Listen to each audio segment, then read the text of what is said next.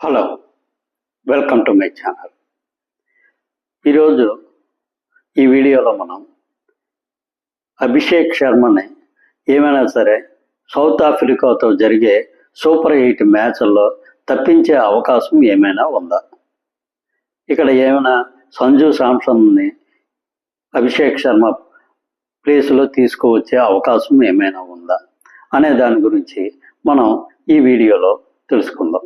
ఇంతవరకు ఈ channel subscribe చేసుకోకపోతే ప్లీజ్ ఈ ఛానల్ సబ్స్క్రైబ్ చేసుకోండి. ఇక విషయంలోకి వెళ్తే మన అందరికీ తెలిసిన విషయమే, గత 7 ఇన్నింగ్స్లోని శ్రీ అభిషేక్ శర్మ 5 ఇన్నింగ్స్లో డకౌట్ కావడం జరిగింది. ముఖ్యంగా T20 వరల్డ్ కప్ ప్రారంభం అయిన తర్వాత లీగ్ దశలో ఆయన 3 మ్యాచ్ల్లో పాల్గొంటే 3 మ్యాచ్ల్లో కూడా 0కే అవుట్ అయిపోవడం జరిగింది. దీనితో ఆయన మీద కొంతవరకు ఈ సోషల్ మీడియాలోనే వ్యతిరేకత రావడం జరిగింది.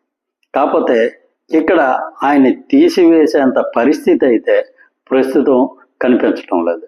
ఎందుకంటే అభిషేక్ శర్మ లాంటి బ్యాట్స్మెన్ T20 మ్యాచ్ల్లోనే ఖచ్చితంగా చాలా ఎక్కువగా ఉపయోగపడే పరిస్థితి ఉంటుంది.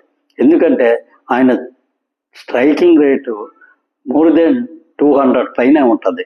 ఆయన ఒకసారి కుదురుకోవడం జరిగిందంటే ఒంటి చేత్తో మ్యాచ్ను గెలిపించగలిగే సత్తా ఉన్న ఆటగాడు.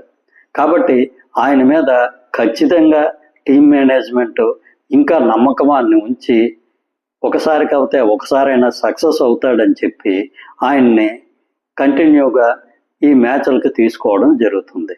ఇక్కడ మేనేజ్మెంట్ను కూడా తప్పు పట్టాల్సిన అవసరం లేదు. ఎందుకంటే అభిషేక్ శర్మకి సత్తా ఉన్న ఆటగాడు, కొంతవరకు ఆయన దూకుడుగా వెళ్ళడంతోనే ఈ మధ్యకాలంలోనే అవుట్ అయిపోతున్నాడు. కానీ ఒకసారి కుదురుకున్నాడంటే చాలా భారీ స్కోర్లు చేసే అవకాశం ఎక్కువగా ఉంటుంది. కాబట్టి మనకి ప్రస్తుతం వస్తున్న సమాచారం బట్టి ఆయన్ని తప్పించే పరిస్థితి అయితే లేదు. ఈ సూపర్ 8 మ్యాచ్ల్లోని ఖచ్చితంగా అభిషేక్ శర్మ ఆడతాడు. ఆయనతో పాటుగా ఇషాన్ కిషన్ కూడా ఉన్నాడు. కాబట్టి కొంతవరకు అభిషేక్ శర్మ ఫెయిల్ అయినా సరే ఇషాంత్ శర్మ భారీ స్కోర్ చేసే దిశగా వెళ్తున్నాడు. కాబట్టి ఇద్దరిలో ఎవరో ఒకరు భారీ స్కోర్ చేసినా కూడా అది టీంకి చాలా వరకు ఉపయోగకరంగా ఉంటుంది.